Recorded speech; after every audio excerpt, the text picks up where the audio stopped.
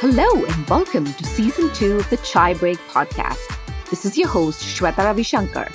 And Ramachari from New York City.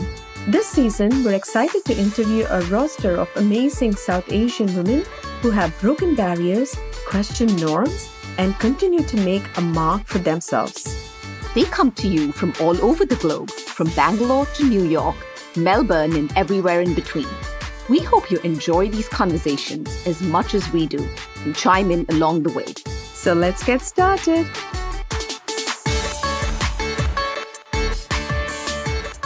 Hello. Welcome to another episode of the Chai Break podcast. Honestly, though, this isn't just another episode. It's the one episode we've looked forward to bringing to you for months now. Right, Rama? Oh, absolutely. Yes. So thrilling and so excited we are. We're very excited for our Chai-versation with the amazing Anjali Bhimani. Hi, Anjali. How are you? I love that you just called it a Chai-versation. How have I never heard this before? I has auntie grown this old and I still have never heard this once in my life. That is true. You're almost tempting me to speak in my Indian accent. Yes, auntie, we should all be having our Chai-versation now. This is awesome. All right, but before we just jump right into our chai conversations, Chai-versations, let me introduce you, Anjali. Anjali Bhimani is an award-winning Indian-American actress who can currently be seen as Auntie Ruby in Miss Marvel on Disney+. She's also well known in the gaming community as Rampart in Apex Legends, Symmetra in Overwatch, the novel I'm Sorry If I'm Going to Kill This, it's Fira Rai, Alexandria Unlimited, and the proud and feisty Miriam on Undead Bird, both by Critical Role Studios, as well as many more games and other performances. By the way, I have to tell you that I'm not a big video game fan, but my kids are. And when I was telling them that I'm actually, we're doing a podcast with you and I ran through all these names without having a clue of who they are, they just jumped up in joy. So your audience is like, at all ages and all stages. And I can tell you've conquered the teens pretty good. This is my way of holding on to my youth until the day I die. Just connecting with every generation I possibly can. Everybody just knows you, Anjali. That's the beauty about it. All right. In addition, I'm not done because you don't have an easy resume to go through. You've done so many wonderful things. So in addition to Miss Marvel on television, Anjali has record in dozens of on-screen roles, including Veena on Special on Netflix, Veena, and Nina Patel on Modern Family, and Joya in Alex Inc., as well as other shows. It goes on SWAT, Silicon Valley, Criminal Minds, Grace and Frankie. Oh my goodness. Oh, that's not a show. You really don't have to read the whole thing. There's so many. Wait. This is actually really interesting. On Broadway, you've been seen as Bollywood diva Rani in Andrew Lloyd Webber's Bombay Dreams and as Mira and others in Mary Zimmerman's Metamorphosis. Trust me, this list is quite long. But the most important, the most fun I think we're going to have tonight is that you're the creator of the I Am Fun Size series on YouTube and the author of I Am Fun Size and So Are You, a book to be released in fall 2022 that's created to help people find the fullest lives they can through life's challenges and taking fun seriously like Anjali does. So without further ado, Anjali, and again, a formal welcome to the Chai Break podcast. So lovely to finally meet you. Hey guys, it's me, Anjali. Oh wait, that's not my real voice. Hang on a second. Hey guys, it's me, Anjali. I'm here. Nope, hang on. Hello? Hello, this is me, Anjali. No, this is Julia Child. I'm so sorry. I'll be right back. Hi guys, this is me, Anjali Bhimani, and you are listening to the Chai Break podcast. Num. So lovely to find you. Jumping at the bit like, oh God, I just I'm done. I was teaching a class the other day because one of my favorite things to do is talk to young actors who are just like on their way into the world, or young performers. And they asked me, like, can you just give us a sense of what you've done? And I went through and I always forget things. And the other day I forgot Miss Marvel, which is ridiculous. How do you forget that? But I was so excited to talk to them that I kind of like didn't want to hear any of that stuff, because this is where I feel like the sauce is getting talked to other people. Yeah. Totally. I mean, if us knowing Anjali, just like talking to her a handful of times, and if you know Anjali or follow Anjali on social media, at Sweet Anj with an extra E because she's extra sweet, A big old spelling rebel. I'm the only Indian who decided not to learn how to spell correct. She was a spelling bee rebel. That's true. Although I did win the 4th grade spelling bee because of Dungeons and Dragons. I just want to point that out. Nice. I mean, you can tell her she has an infectious smile and so much energy. It feels like sunshine on a cloudy day, just like here it is today in New York City. Right? Oh, yes, absolutely. You're too sweet. No, I was so happy that our mutual friend connected us. She is such a dear. I can't speak about her enough. And when you were talking about the theater stuff that I've done, that's how I met her. This is my friend, our friend, Deborah Kaplan. She had written a beautiful play and dropped it off backstage and said that I'm doing this reading at the Players Club. Would you please be a part of it? And I read the play and I immediately hit her back. And I was like, I will pay you to let me create this. What can we do to make this play happen? And that was the beginning of a very, very tight sisterhood for many, many years to come. And yes. And I feel so honored that, she introduced us and made this happen. So it really means so much. So highly of you too. You should know that one of the reasons that she's a wonderful human being, but she does not suffer fools. And so she's very, very smart, very, very wise. And so just the fact that she was so excited to connect us made me excited to meet you. And then we are. This episode is all about excitement, ladies and gentlemen. Totally, this was bound to happen. This was bound to happen. One quick thing in the bio, I just realized we might have sent you some old information because it says that the book is coming out in fall 2022. Well, it is fall 2022 right now, so the book is coming out. The book is coming out. That's right. And at some point, we'll have to discuss the date of release, and it's going to be exciting for the audience as well. So, Anjali, you're a first-generation Indian American, both parents doctors. Very similar scenario as although I'm not a first-generation Indian American, I grew up in India. Both parents were doctors. So let's talk about your growing up years. And where were your parents from in India? And they were both from Mumbai. They were born in different places, but they spent most of their life in Mumbai, and that's where they met. And they moved from there to.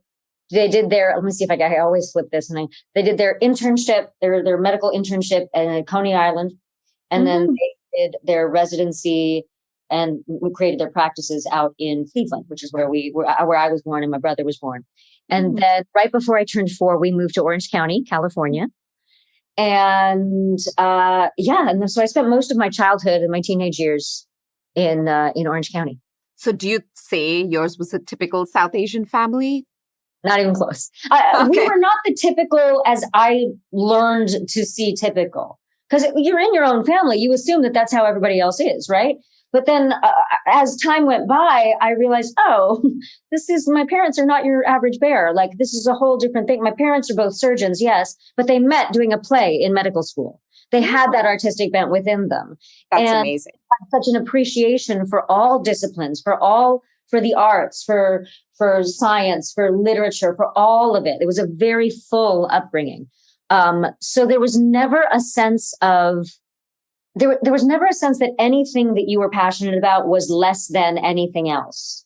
That is it feels like such a breath of fresh air to hear that, because it is, this is what we hear as typical, but I'm starting to feel like now as the generations progress, it's becoming stereotypical because there are so many more parents who are turning and seeing, oh, wow, as long as my kid is happy, I really don't care what they do. And I think all parents want is for us to be safe, for us to be secure, and for us to be happy. And I think the challenge comes in when parents think they know much, much, much, much, much better than their kid, what their kid should want. And my parents were like, you do whatever you want. You're going to have to figure out how to make a living doing it. But we are behind you. If you work at it and if you apply yourself and if you go to college, do all the things, make your money however you can. If you do all of that, we are 100% behind you. And then there's no question. And you're it's like any other job then. It was later in my career that I started to have the doubts of like, oh, well, maybe this is supposed to be hard. Oh, no, well, maybe I'm supposed to be. And as you get that feeling, whether from the outside world or yourself, you get that, artists have to struggle. Oh, artists are bad with money. All these bullshit myths. Oh, sorry. I hope you can curse. All these. You can totally do it. Okay, good. Because this I guarantee you read my book. I started to buy into these myths that we are told from the outside world about what an artist's life is like. And I say artist, not because I think of my acting as high art, because I think it's encompassing all people who are doing some artistic form for their life choices, for their career as their life path. Whether you are a fine artist, whether you are a violin player, whether you are an actor, whether you are a producer, whether you are, there's so many other things you could be in the arts. But I think so many of us fall prey to these myths that you're not going to, that basically just contribute to this feeling of, if I succeed, it's like winning the lottery. Rather than, of course it's possible. Right. There are people doing it. Why not me? There are people working today. Why would I not be one of them? That kind of thing. And also I remember having this conversation distinctly with one of my aunties and uncles at a party when I was a kid, because I was a little bit of a snarky kid. They were talking about how, like, oh, well, you're going to go into the arts, you're going to be an actor, and it's going to be hard because you're going to have to be very, very famous before you can make any money. And I was like, you're a doctor, right? Are you famous? Very good point. I can tell you, I'm a doctor. I'm not famous. I'm like, to be famous, to be successful, and make a living at the thing I love. Why is that the criteria to you? We just have so many myths, and I have a whole project I'm working on right now to dispel these myths in the minds and hearts of actors and artists all over the globe, because it's just contributing to people's unhappiness to live that way. That is so phenomenal.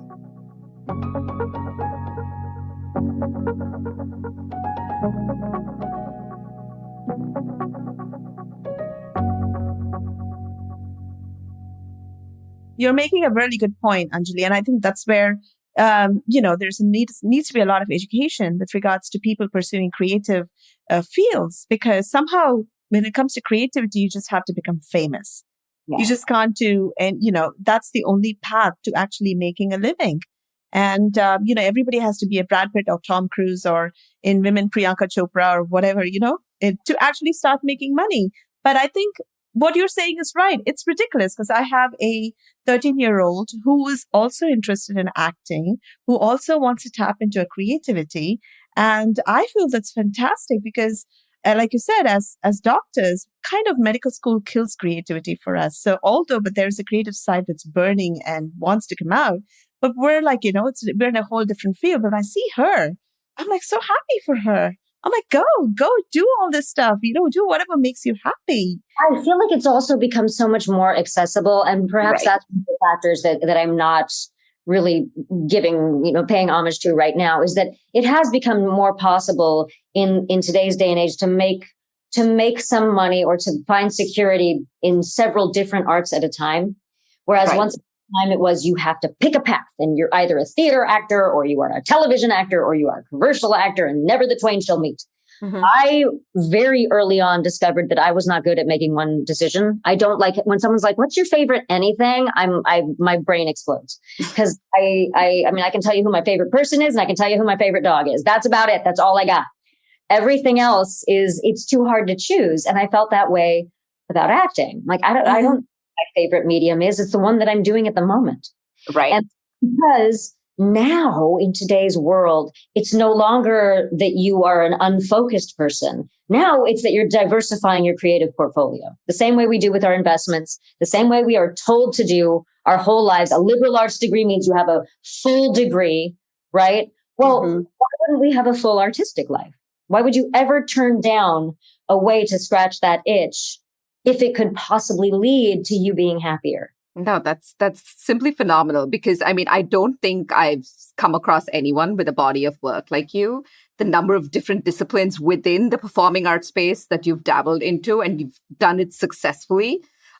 Just tell us a little bit about all the different mediums and how all of that just happened. Because, from talking to Deborah recently, she was like, I didn't even know when she got into the voiceover field. Like, when I met her, she was just doing like theater and film, and then all of a sudden this happened and it exploded.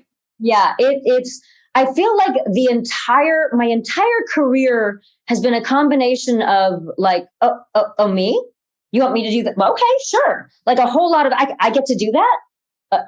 You want me to do that? Okay, cool. It's been a lot of just saying yes to things that I didn't realize I was either allowed to do or that I could do. I didn't necessarily study, but I was very lucky because I do think that a theater education, and not just an acting for theater education, but a theater education where you can run the lights, where you can run the soundboard, where you can handle the costumes, where you can you can be the dramaturg, a theater education where you learn the whole way the whole thing works. I think that's a great place to start as an artist, and as an actor, because that carries over into so many different other media. And it's been just a lot of like, wait a minute, can I do that? It's sort of like going to a different country. It's like, oh, wait, I can go there. Let me try that.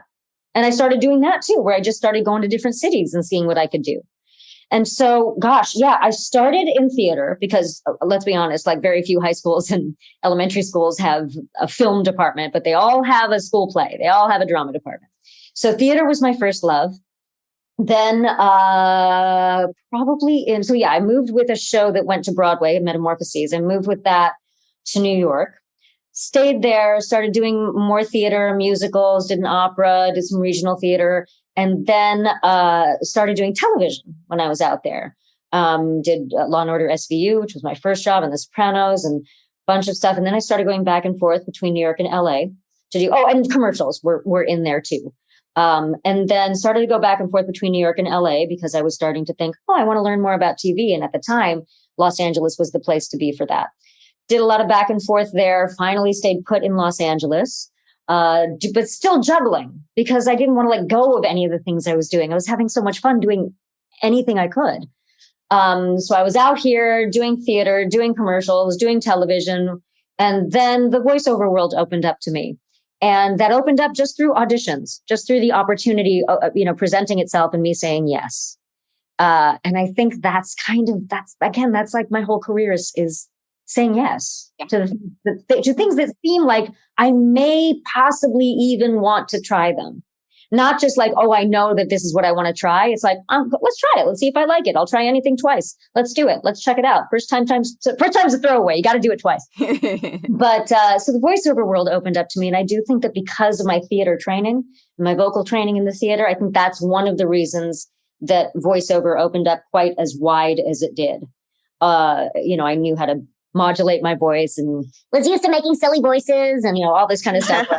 Do whatever I want with whatever I could with my voice. And then like the what I feel like is the biggest miracle of my career. So when I was a kid, when I was like 8 years old, I started playing Dungeons and Dragons. I was a big gamer. Loved it, loved that, loved computers, all of that stuff, but it wasn't cool back in my day in 1902. It wasn't gamer kids. So I kind of did it, like I kind of hid. I remember waking up at like midnight when my roommate was asleep and then playing my video games so no one would know. Like I kind of hid that part of me and was living a little bit of a dual life while I was also trying to do all of these other things. So that part of that thing that I loved so much, but that was still just recreational for me, that kind of went by the wayside. But God bless it, it came right around. And the ability to, not just with Overwatch and the voiceover stuff with Apex and Fallout and all that, but with tabletop gaming, with Dungeons and Dragons and other role-playing games, which have become much more mainstream now.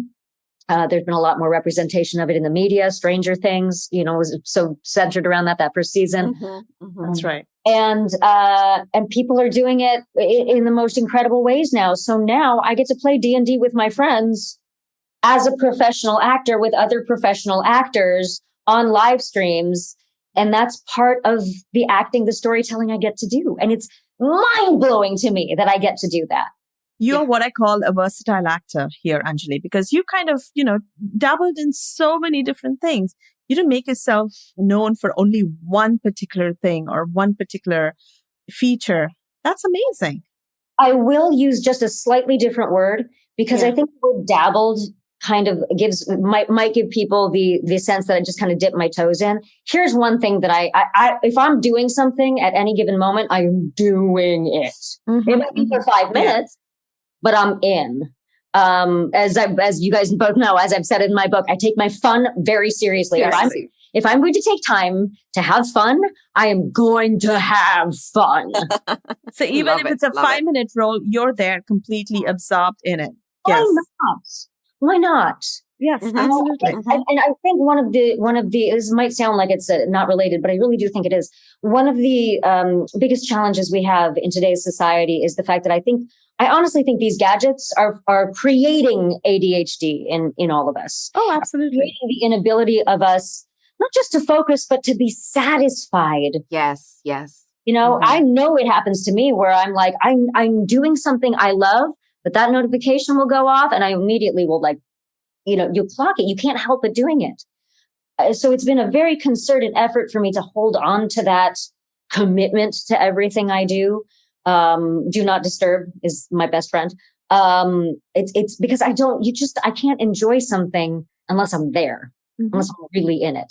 And that's why when I say it's different than dabbling is because I think whatever level of expertise you have with something or experience that you have with something, the commitment to being in it can make up for your lack of experience.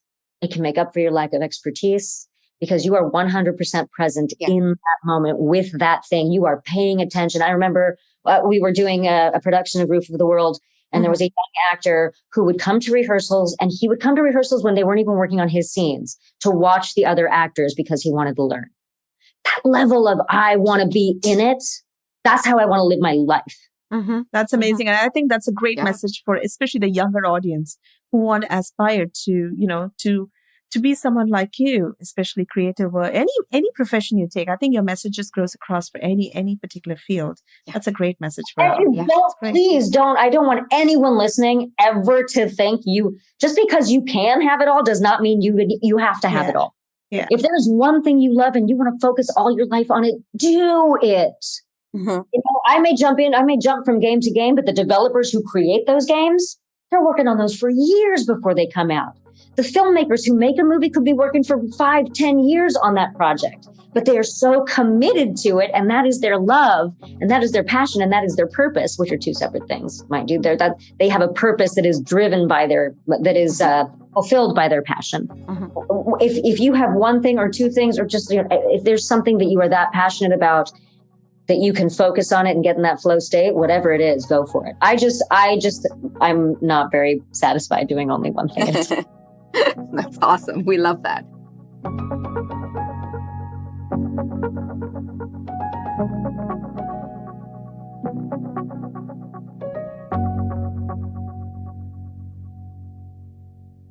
So now coming to your latest project, you're coming out with your first book. I'm fun size and so are you. And it's releasing September 26th. That's right. Oh my God. The paperback and the audiobook are coming out September 26th. I feel like this might be the first time that we are like publicly announcing that right now. A very exciting piece of news that the one reason I'm glad that we needed to do this podcast so much later, even though we kept trying to do it earlier, is that at this point, the ebook has been out. And I am shocked in the most pleasant way to say that we hit number 5 on the Wall Street Journal. We hit number 1 in 8 categories on Amazon. We hit the bestseller on Barnes & Noble. We hit bestseller list on USA Today. Like, it's just not something that entirely computes to me. But again, I feel like most of my career has been that way. Like getting to do Broadway with a bunch of my college friends, it did not compute with me how awesome that was until we were well into it. It was just like, well, this just feels like I'm doing the thing that I love to do and I'm trying to do it to the best of my ability. How did that happen?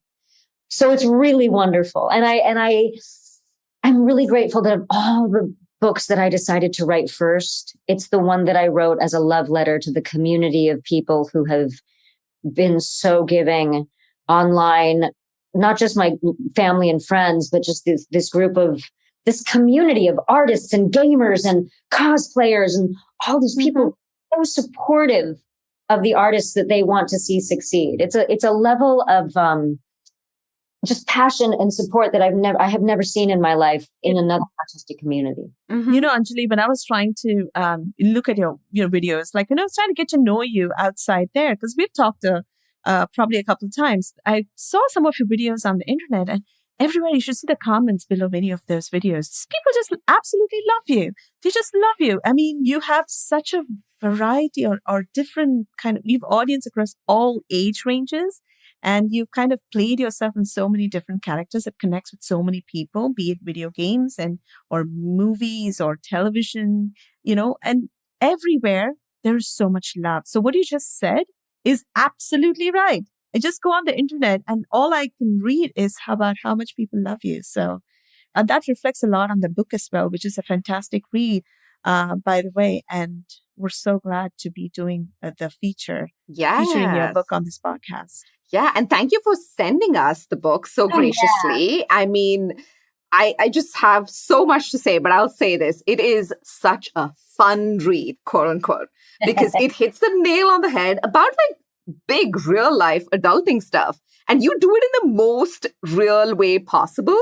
It's like having a conversation with a friend because, like there are tons of self-help books out there, right? But this felt like I'm sitting on the couch and actually having a Chai-versation with a friend. What I wanted it to feel like, because the word self-help makes me want to stab myself in the eye with a fork. It's just like, I don't like this whole prescriptive sense. Yeah. Or preachy for that matter, because what works for me might not work for someone else. Mm-hmm. If I'm sitting on the couch talking to a friend of mine who has been through something and I am trying to be here for them in the most constructive way, I'm not going to start with, what you should do. I'm going to start with, gosh, I really don't know. Maybe I don't know exactly what you're going through, but this sounds a lot like when this happened with me. And let me tell you what that was about. Yeah. And again, going back to storytelling, nobody wants to be told what they should do. Like nobody wants to be forced. Let me put it that way. And forced to do something like that or made to feel wrong for not doing something. But everyone likes a good story. Mm-hmm. Yeah. And I feel like that for me is a really fun way to share the only thing I have to share that no one else has to share is my unique set of experiences and how I have lived them and how I have survived them, whether gracefully or ungracefully. And in many of them. Yeah. No, I mean, you just keep it so raw and so real. I mean, it's something that everybody can relate to, and, to some instance in their life and experience in their life.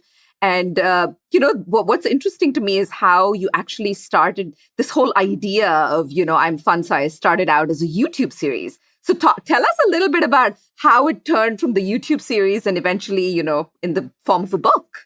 Sure. Well, first of all, let's talk about the term fun size, because I know in the world, in general, fun size tends to mean small things, small people, small candy bars, whatever it is. And for the longest time, I had wanted to do some kind of just as an artistic outlet, a blog or a vlog or whatever we decide to call it. But I couldn't figure out what I wanted to say. I was like, I don't want to just do something for the sake of doing it. If you don't have something to say, don't talk. If you don't have something important to say or unique to say, you don't have to say anything. Mm-hmm.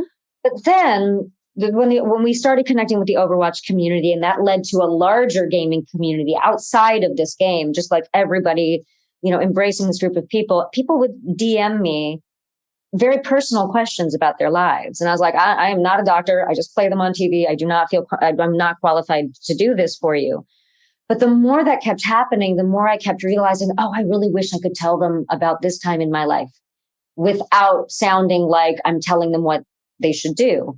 And so there was one night, very specific night, where I got on Twitter and I was just like, you know what? I'm going to just put out there, let's have a fan art Friday. And I thought maybe one or two people would send in their art and it'd be fun and whatever. All of a sudden, so many people sending their art, all levels, all different styles, all different kinds, sharing other people's art. It just bam, bam, bam, bam, bam, bam, bam. And immediately I was floored by that giving. And the following thought was, Anjali, what the fuck are you doing sitting on your ass and not putting something out there because it's not perfect? Get your ass up and give something back to these people because they give so much to you. And finally, it clicked to me that fun size for me is not about being small. It is about what we all are. We're all built for fun. We're all built for huge lives. We're all built to experience everything life has to offer. But the problem is the world has this way, experiences, whatever, of making us feel small or scared or afraid or alone. We have all these things that can make us start to contract our energy and become less of ourselves. I know it happened to me in a ton of relationships. I know that happens to a lot of people. in whether it's a toxic relationship or just not the right one. And that night, I Am Fun Size was born because I said that very thing to everybody. We are all built for this. And what I want to do is offer up, you ask me a question, whatever it is. Please don't ask me a question about my characters or something you can actually learn on the internet. You've got me. Mm-hmm. I'm right here ready to ask you anything. Ask me something you want to know. And I put out a public email address, Anjali@IamFunsize.com. It is still there. And people just started writing in their questions. And again, I wouldn't say this is what you should do. I'd be like, what an interesting question. It sounds a lot like this thing that I experienced, or when I experienced this is how I found my way through. And what was an unexpected bonus of getting to do this was that I knew it was going to be hopefully of service to other people, but I didn't realize how good it was going to be for me, because it made me actually think about and be able to verbalize certain mindsets or thought processes or just things that I do in my life. You know how they say, if you want to know if you know something, try to teach it to someone else. Mm-hmm. It was that. Right. It was that moment of, okay, I know that when I lost faith in myself after this experience, I know I got it back. How did I get it?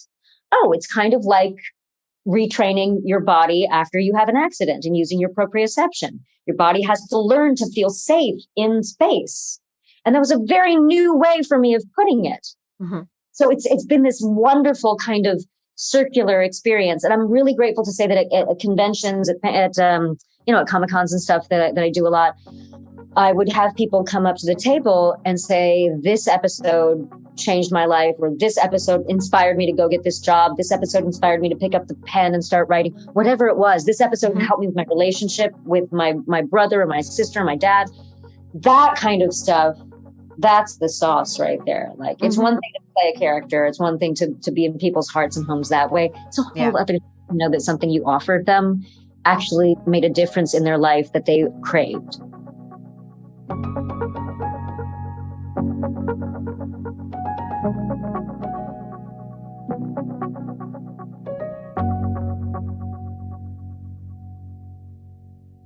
You took it from your own story instead of saying, like, this is what you need to do. This is the advice if you have this issue. You just used your storyline as a sort of a message to people who are having different sorts of issues, or maybe no issues, just want to have fun, want to think different, So that's actually great. Yeah. Well, people wanted to see something in a new way that maybe they had before, because it's not, you don't have to be in a dark cave to read this book. Like, you can be the happiest person alive and read this book and still be like, didn't think of it that way. That's cool. It's something that hopefully you can get something out of. And the way the book basically happened was that I just wanted to expand on the series and get into more hands and get it into more people's lives. And I think there are a lot of people who respond better to being able to carry a book around or throw it in their backpack or read it on their Kindle. I think of books. Books are like stepping into the author's mind. Mm-hmm. My wall, you can't see it right now, but I have like books everywhere here. I have a lot of stuff everywhere here. Actually, it's a very messy office, but I just love the experience of books, audiobooks, ebooks, but physical books really are my. And I very much wanted to create an experience for the reader. So it's not just the writing in the book that mattered to me. It was the visual way it was presented too.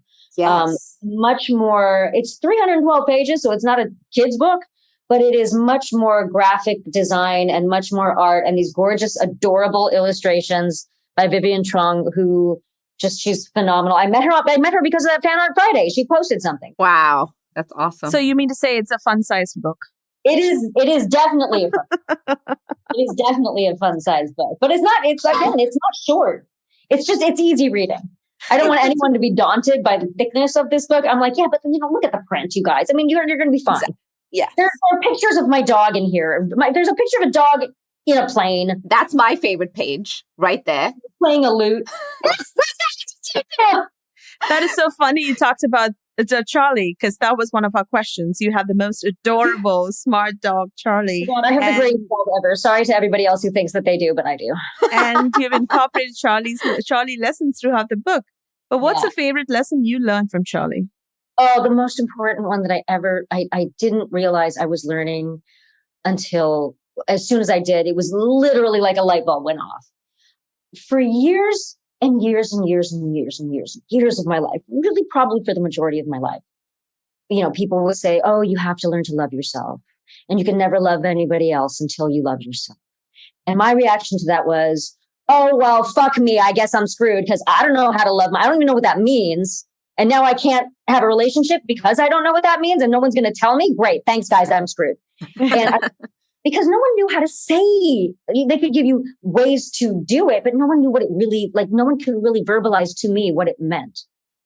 And then I realized, first of all, I disagree with you have to love yourself before you love someone else. I believe you can learn to love yourself by seeing how you love other people or how you love your dog. And that is what Charlie taught me, is I realized, wow, I may be sitting here eating pop chips, but he's going to have the best, most nutritional diet on the market. There might be a bone sticking out of my leg, but I will make sure he is walked. I will take care of his happiness no matter what. I will make sure he has snuggles and he has safety. I will, if I can't be in town, I'll make sure he's taken care of by someone cool. All of these things. And I will give him tough love if I need him to focus up and do something that is safe for him or that is not dangerous. I don't want him to run out in the street. So I'm going to train him, right? Never going to call him bad dog. Never going to talk ill of him to him or to anyone else. Well, think about how we treat ourselves. Think about the utter cruel things that we can say to ourselves and think it's okay. Yeah. That's not okay. I will never say that to my dog. I don't call my dog bad. I don't ever think I've ever used the words bad dog in seriousness. Right? But you'll call yourself a bad person. You call yourself an idiot, or maybe you won't, but I've called myself an idiot, an asshole, a moron. You name it. If there's an insult, I've said it to myself. And so when I realized, oh my God, that's all I have to do is I can love myself even when I don't like myself because it's an action, it's a verb, not just a noun. That changed the game for me, really changed the game for me. And if I noticed myself starting to veer into other stuff, I'd be like, no, come on, you're Charlie, go back. Stop treating yourself like you, start treating yourself like Charlie, let's go. And then to add to that, obviously I saw that in my relationships. I did not love myself very well when I met my husband. When I first met him, I was working through a lot. I was working through the end of a very tumultuous and probably not very good for either of us relationship. I was very depressed. I was sad. I was everything. It was just a really, really, really low point. And then I met Charlie. And then 3 weeks later, I met my now husband. And I did not know that those next few years, I was going to teach myself to love myself by loving them really well. That's beautiful. Right there for me. If you don't know what that means to you, that's okay. You'll figure it out. Do not think that you cannot find love because you don't know what the answer to that is, because that's bullshit. You get to define it. You get to figure it out. So yeah, that lesson, that's one of the 6 lessons in the book that I'm very. Oh my God, that's such a great message. I've learned a thing or two from this conversation, Anjali. That's such a beautiful message. And I have 2 dogs, 2 miniature schnauzers. And as you were talking, my mind's doing an audio visual of them and how they love us. I mean, the whole family, and how I love them back. It's just such a nice reciprocal whatever it's feeling, right? It's so mutual. And, I have to tell you, before we got these dogs, well, there was love in the house. There was love in the family. Don't get me wrong. But somehow they come and just change the whole equation to a whole different level. And then they just walk in and say, all right, you guys love each other. Move aside. Let's teach you how to love. I do think there is I don't know if you believe in, it's science, so one should believe in this, but I don't know if your listeners also believe in energy fields and how we affect each other. 100%. That's literally our mantra. Oh, yeah. Fantastic. Wonderful. Well, a dog, or I don't know, I'm not a cat person, but maybe cats are the same way. If dogs for me are the answer. As long as they haven't gone through an abusive situation or something that has made them other than they naturally are, there is this purity to their energy. Right. They're kind of this open book that is ready to be written on. And it is all love from the beginning. I was the one who freaked out when I got Charlie. I was the one who's like, oh my God, I'm going to kill this dog. I've never had a dog before. I'm going to be the worst mother, blah, blah, blah. And the dog was like, chill, dude. I just give me some toys. I'm fine. I don't know. Just play with me, scratch my back, pet me. Here, let me show you. Come on. how to do this. And that purity, I think for a lot of people, I don't have children, but I think for a lot of people, having children does the same thing. Because, as they grow to be older and adults, there's obviously a lot of complexity with people. But as a baby, when there's that purity of your energy or that purity of wonderment in the world, connecting with that as a grown person is a very special thing. It's a very powerful thing. Yeah. And I think it's probably very similar to how I feel like my dog. I'm not comparing a relationship with a pet to having children. I know that they are two very different things, or at least, they're two very different species. So they're two very different things. But how I feel about my dog, I feel like is a similar thing. Mm-hmm. That's your whole relationship and the way the book has taken a journey is so beautifully weaved, all the stories, the lessons, and, Charlie and the fun. Fun is a big part of the book, so of course, you take having fun very, very seriously. Which I love that my friend Marisha, who did the foreword, that is that is the part she focused on, because I didn't really realize how much I said it. Yeah. I guess that is my that's one of my rules. Mm-hmm. But one of the things you said was, you talk about in the book is when life gets messy, it does for all of us. You've mentioned in the book about kind of your spiritual side. Where does that come from? And is it part of how you were raised, your family, or, where were the tools? Because throughout the book, you have a tool bag, but a fun little tool bag, because you talk about how if you take every challenge as a game, you kind of learn how to maneuver it and you have a better mindset. So tell us about that. Well, I know for a fact, a lot of it came from my mother. While my parents were both Hindu and not particularly devoutly practicing regularly, but enough that we, had an understanding of it in the house. But my mom in particular, my dad was definitely spiritual, but my mom in particular was very outwardly so. And both of them basically offered what they had and said, now you decide what of this you want. You decide what this means to you. Because you got to figure out your relationship with God or the gods or the spirit or universe. You got to figure out what that means for you. That's not our job. Yeah. And I feel like that is such a beautiful way to introduce spirituality into any person's life. No kid should have to choose their religion. No one should have to have their spirituality or their spiritual construct forced upon them. Because ultimately, I think all religious traditions have at their core similar spiritual issues. Be good to each other, take care of each other, don't be assholes, don't hurt each other. It's all very, very connected. It's when we get into my God is better than your God that everything gets fucked.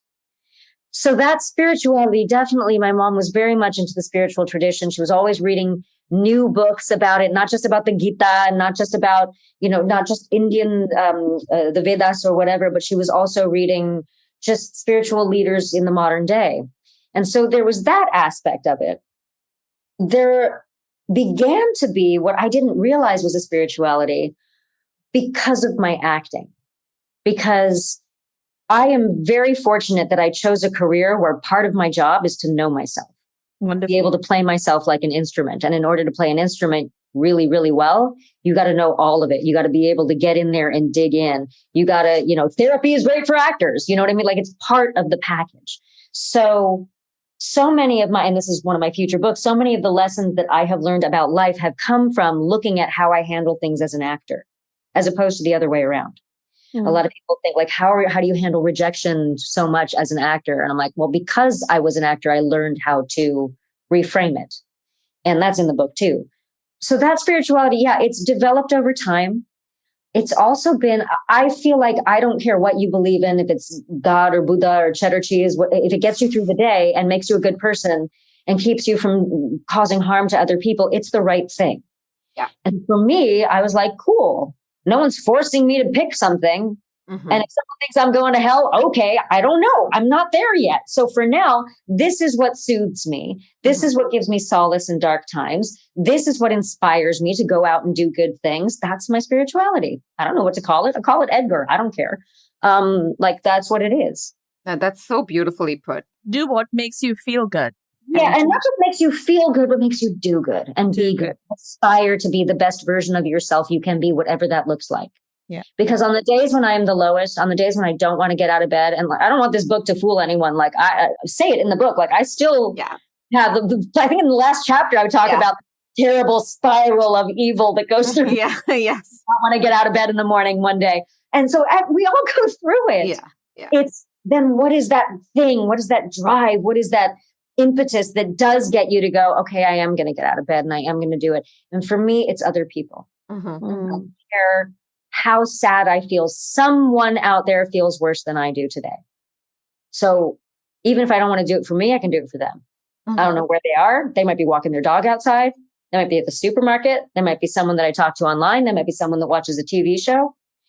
And I will tell you, it comes back to you. That is one thing there is no doubt in my mind that energy comes right back to you. Yeah. More and more, the more you put it out there. That's the law of attraction. It sure is. Yeah. Like another thing where I'm like, I wish it didn't become so mainstream because I want to just like some people I want to, just manifest your destiny and your abundance. And I'm like, it's like there's a little more to it than just like, I have $1 million and $1 million will come to me. I'm like, no. It doesn't work that way. A little more to it. But again, like a word, semantics don't really matter if it's the life that you want to be leading, making you feel the way you want to feel and helping you do good in the world. I don't care what it is. It's the right thing for you. Yeah, it's very good.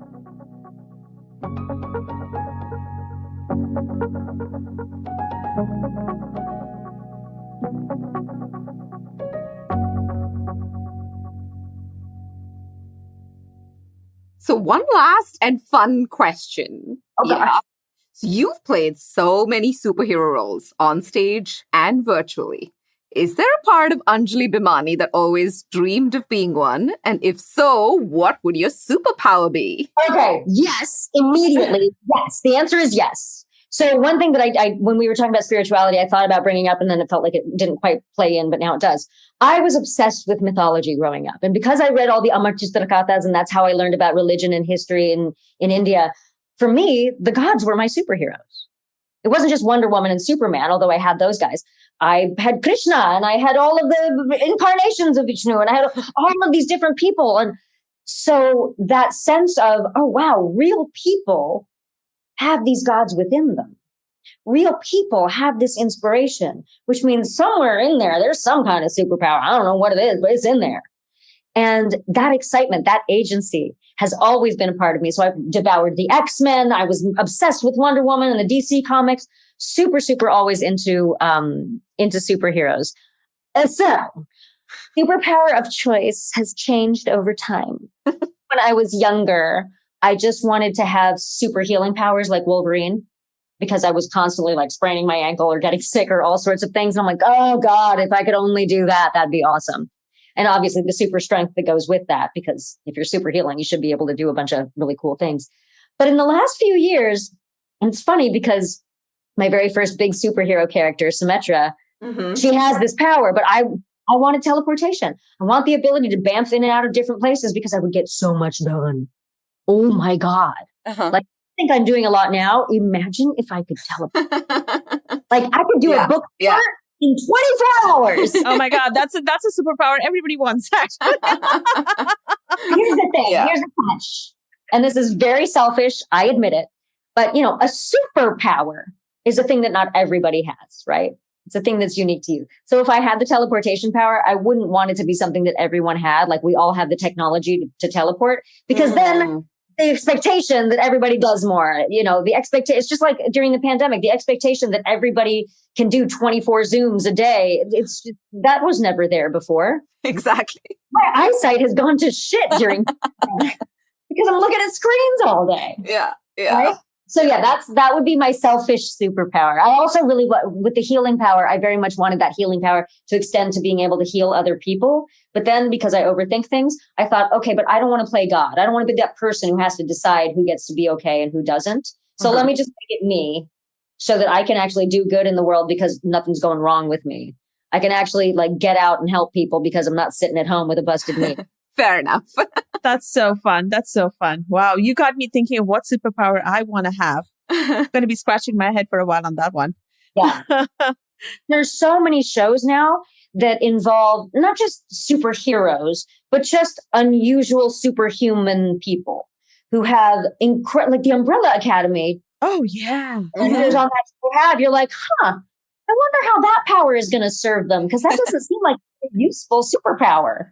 But they have it. It's the thing. So now we can come up with all sorts of creative powers. And you know what? And, coming from this, touching on the spiritual side and cultural side as well, coming from India, all of us have a superpower. Humans actually have the capacity to achieve this and many more. Mm-hmm. And it's out there. That's a fact. And, the yogis and the sages or the Himalayas, they're probably doing way more things that, we're now seeing in movies. Yeah, absolutely. But I do think that goes back to learning how to control. And I hate using the word manipulate, but it is the accurate word. Manipulate your energy to serve the purpose you want it to serve. Ideally, you're using it for the powers of good. Mm-hmm. That's also why there are supervillains in the world, because some people take their experiences and they make them bitter, or they make them sad, or they make them scared. I am a firm believer that no matter what the plot points of your life, they don't define you. What you do with them defines you. And so you can have the shittiest childhood. You can have all these horrible things. Some of my friends who've had the most difficult lives are some of the most open-hearted and kindest. And some of my friends who have had the most privileged and easy lives occasionally are like, you're kind of being a dick. Come on. Yep. So yeah, I do agree. I really feel like we all have, again, different spiritual traditions call it different things. We have the Shakti inside us. We all have some form of chi. We all have some form of energy coursing through us. And what we choose to do with it, that's part of the sauce. That's part of the game. Mm-hmm. That's the game of life that you were talking about thinking like, okay, if this is a game, if this is a simulation and this is a game and I got one chance to play it, how am I going to play it? Yeah, that is right. That's amazing.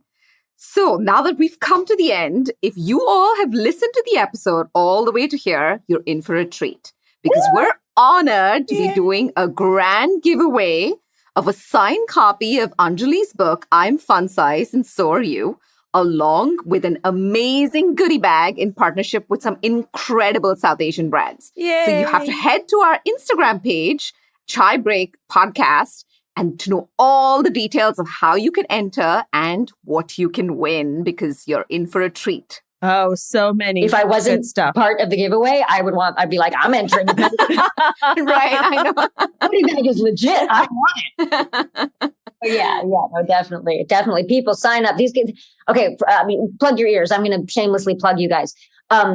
These gals are such a wonderfully positive force to have in your community, because I love the fact that they are not just here talking about our culture, or not just here specifically trying to, teach people about us being other than them. They are here talking about how we are all similar and welcoming people in of all shapes and colors and backgrounds and sizes, because we want to share our story. We want to share our experience with each other. And you two are very much doing that on your show. And I love that so much. Thank you. Angela. That is so sweet. Thank you so much. That much. means a lot. Yes. That means a lot. Yes. Thank you. Thank you. And there are, we were just part of this one big, giant community, actually. Like Shweta and I say, your vibe, your tribe. So It's the right vibes and we meet the right tribe.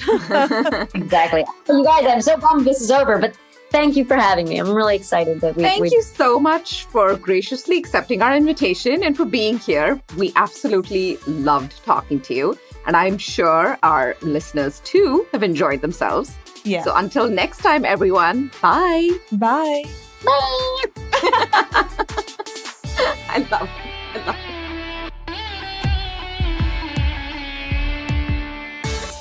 You can find us wherever you listen to podcasts. Do continue to give us your valuable feedback via ratings, reviews, and hit the subscribe or follow button so you don't miss out on our new episodes. Your support means the world to us. And don't forget to follow us on Instagram at chai_break_podcast to get the scoop on our latest episodes dropping every Wednesday. You can also write to us at chaibreakpodcast@gmail.com.